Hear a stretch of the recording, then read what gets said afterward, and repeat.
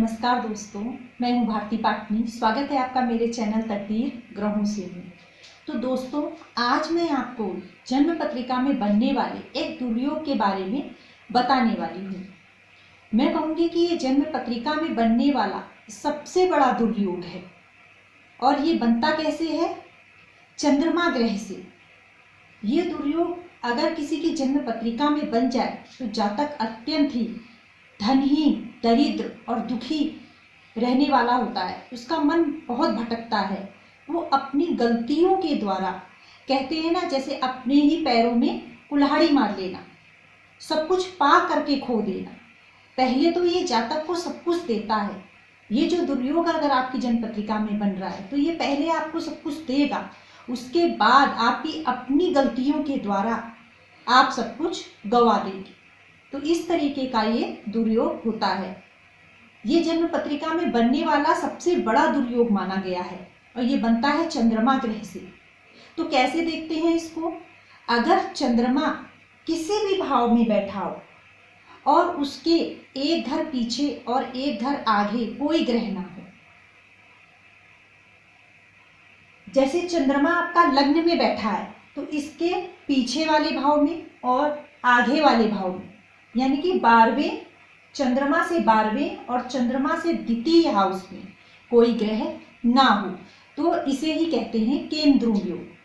अच्छा, इसमें राहु, केतु और सूर्य को नहीं लिया गया है। अगर राहु, केतु या सूर्य यहाँ बैठ जाए या यहाँ बैठ जाए तो भी ये केंद्रुम योग ही माना जाएगा।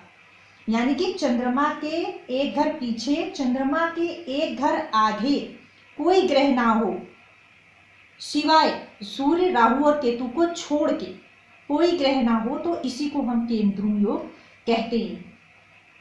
ये दुर्योग इतना बुरा बताया गया है कि इसमें जातक अपने जीवन में इतनी अवनति देखता है, धन के मामले में उसके संस्कार खराब हो जाते हैं, उसका मन भटकता है। क्योंकि चंद्रमा क्या है?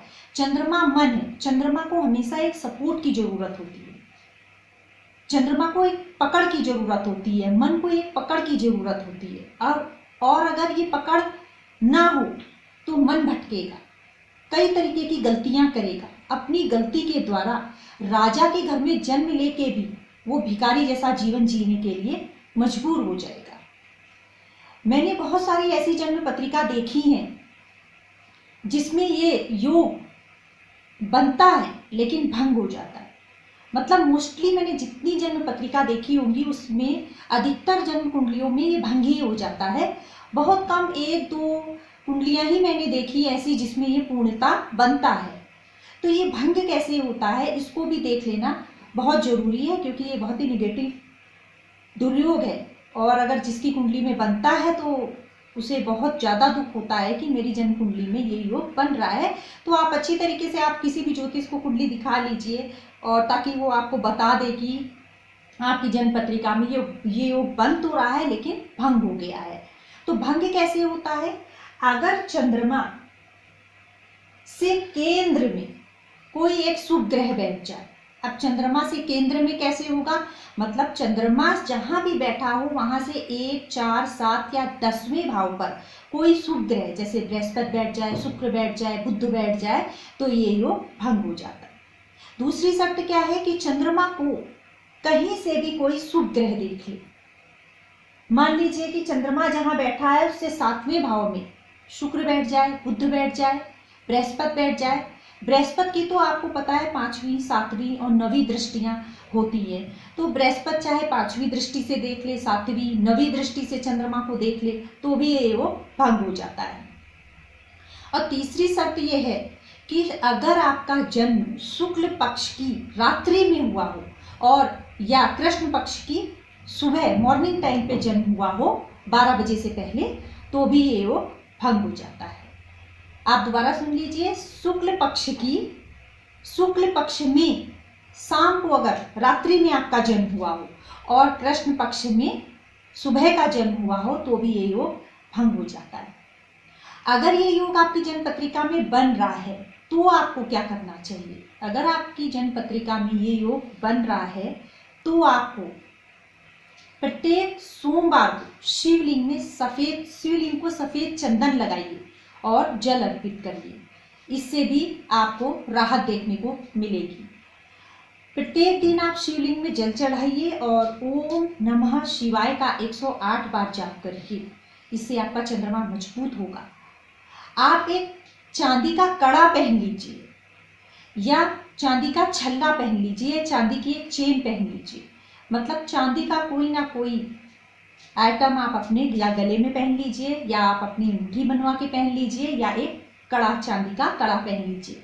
इससे भी आपको इस दुर्योग से आराम मिलेगा।